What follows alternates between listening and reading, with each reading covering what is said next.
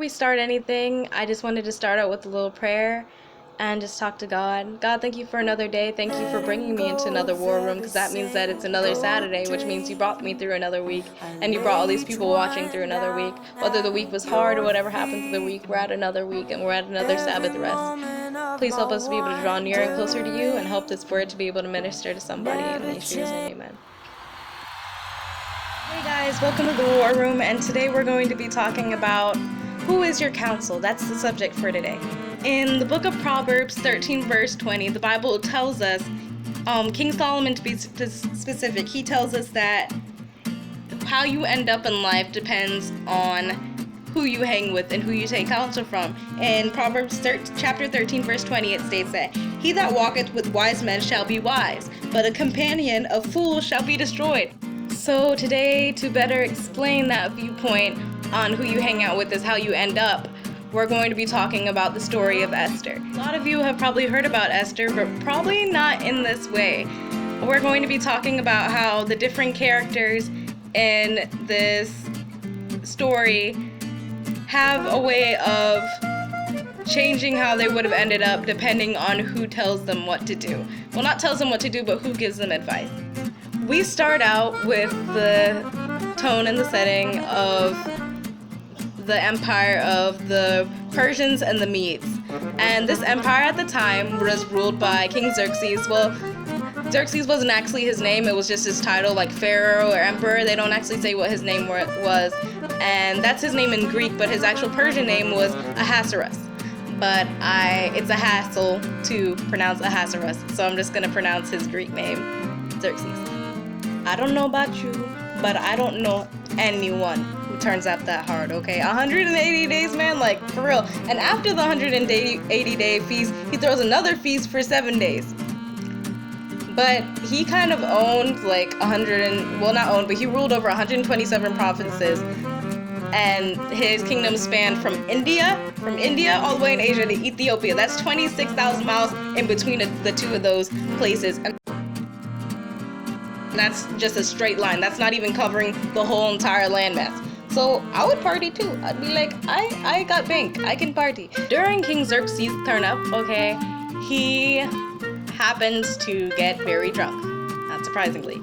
And so do all his princes. And he gets to like this boastful stage and everything like that. Like, he's a boastful drunk. That's kind of drunk he is. And he gets all on his high horse and he says, my wife is the most beautiful, da-da-da-da-da, y'all should see her, girl fine, okay, she fine. And during all this, Queen Vashti is having her own feast. The name of Vashti actually means, it's important to look up names and the meaning of names, because everybody's names mean something. And the meaning of Vashti is beautiful. So since Queen Vashti is having her own feast, she's not really willing to come down. King Xerxes sends 7 servants to go all at once. I'm pretty sure it was all at once because it didn't specify they went at separate times. So 7 servants went to go get Queen Vashti, and she was kind of like, nah, I have my own thing going on. I'm not really trying to hear come down and parade in front of all you drunk fellas and everything like that. I'm not about that life. So of course King Xerxes gets kind of like embarrassed about this whole thing because he's the king and his wife isn't trying to come before him and stuff like that, and she's basically disobeying him. And I don't know if you knew about back then, but wives don't disobey their husbands back then and everything like that. It was really taboo. So the king gets together his advisors, which are the 7 princes of Persia and Medes, and they get together and they're kind of like, okay, you have to get rid of Queen Vashti, because if Queen Vashti disrespects you, then all the women over all the lands will start disrespecting their husbands, and it's not just an offense against you, it's an offense against all the men of Persia and Medes. So, by the way, they're all drunk during this. They're still drunk during all of this. They're convening of the meeting and kicking out Queen Vashti. So the king agrees to this. In the morning, though, he remembers everything that happens, and he's just like, whoa, that happened way too fast. This is love of my life and everything like that. But he goes through with it anyways, because you can't kind of like back out on it, you feel?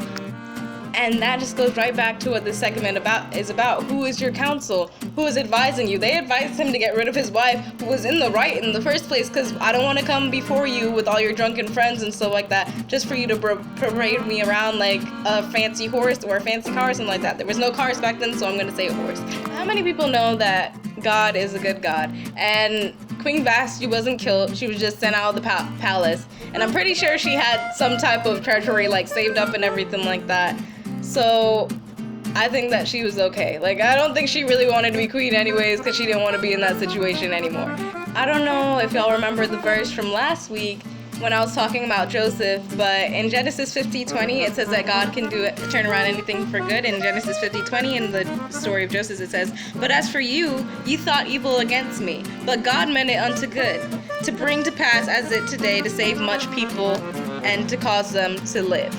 And again in the Bible, you see God turning around what was supposed to be evil and turning it around to good. The story of Joseph, the story of Ruth, and then the story of Jesus. He had to die, but in his death and resurrection, it gave us a newly found mercy and grace and freedom and able to come back to God. He was the connected bridge to bring us back to God. So even though sometimes things might seem a little murky and stuff like that, it's always going to turn out for the good no matter what, because our God is a good God and he's a merciful God.